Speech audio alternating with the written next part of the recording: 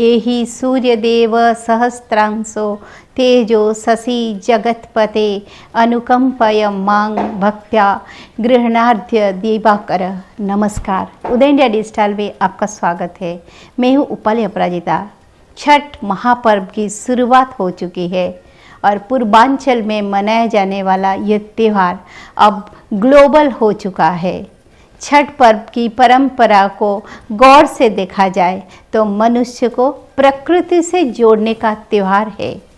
छठ पर्व को पूरी तरह प्रकृति संरक्षण की पूजा माना जा सकता है। प्राचीन मनीषियों ने जब सूर्य उपासना के महत्व को बताते हुए छठ पूजा की परंपरा शुरू की होगी तो उनके मनो मस्तिष्क में पर्यावरण संरक्षण का विचार सबसे ऊपर रहा होगा। छठ पर्व के दौरान मनुष्य अपने जननी माता प्रकृति के बेहद करीब पहुंच जाता है और इस पर्व के दौरान स्वयं को जीवन देने वाली प्रकृति में ही देवत्व को स्थापित करता है। इस पर्व का इसका पहला संदेश है साफ सफाई। छठ के मौके पर सफाई का विशेष ध्यान रखा जाता है। घरों के साथ साथ गलियां, सड़कें, रास्ते, बगीचे, नदियों और जलाशयों भी सफाई कर दी जाती है। गांव के पोखर और कुएं भी साफ हो जाते हैं। आज पूरी दुनिया में जल और पर्यावरण संरक्षण पर जोर दिया जा रहा है। हमारे पुरखों ने सदियों पूर्व इसके महत्व को समझा।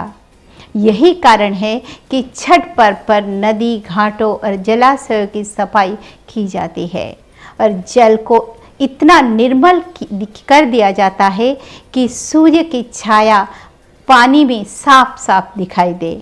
क्योंकि मौजूदा दौर में जल प्रदूषण प्राणियों के जीवन के लिए एक बड़ा खतरा माना जा रहा है, लेकिन इसका समाधान छठ पर्व जैसे प्रकृति आधारित त्यौहार ही है। छठ पर्व के केंद्र में कृषि, मिट्टी और किसान शामिल है। धरती से उपजी हुई हर फसल और हर फल सब्जी इसका प्रसाद है। मिट्टी से बने चूल्हे पर और मिट्टी के बर्तन में नहान खान, खरना और पूजा का प्रसाद बनाया जाता है। बांस से बने सूप में पूजन सामग्री रखकर अर्घ दिया जाता है।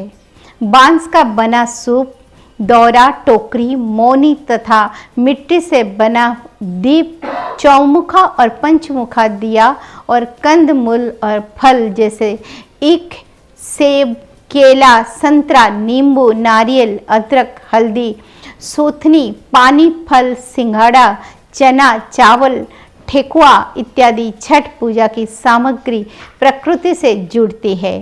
यह एक ऐसा त्यौहार है जो बिल्कुल स्थानीय वस्तुओं के जरिए मनाया जाता है। इसमें किसी बाहरी तत्वों का प्रयोग नहीं किया जाता है। मान्यता है कि ऐसा करने से इसकी पवित्रता नष्ट हो जाती है। छठ व्रत की शुरुआत खरना से हो जाती है। श्रद्धालु दिन भर उपवास रखते हैं और सूर्यास्त के बाद मिट्टी के चूल्हे पर खीर और रोटी बनाते हैं।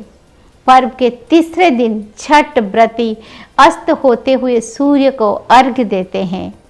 चौथे यानी आखिरी दिन को पारण कहा जाता है। इस दिन उगते हुए सूर्य को अर्घ्य दिया जाता है, जिसके बाद इस महापर्व का समापन हो जाता है। ये छठ त्योहार का प्रताप है कि strawberry, Apple, pineapple, kiwi, dragon fruit जैसे विदेशी फलों को चखने वाले और कैरियर के चक्कर में देश छोड़कर विदेश में बसने वाले लोग भी ईख, गागल, नींबू, सूथनी, शरीफा, कमरख, शकरकंद जैसे देसी फलों का आनंद प्राप्त कर रहे हैं।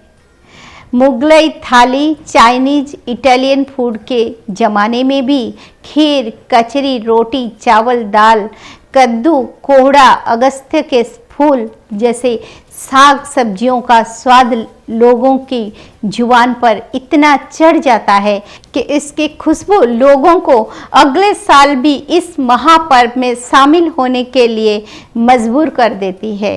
छठ का संदेश स्पष्ट है, आप प्रकृति को उपासना करें, संरक्षण करें, अपनी भारतीय परंपराओं को अपनाएं।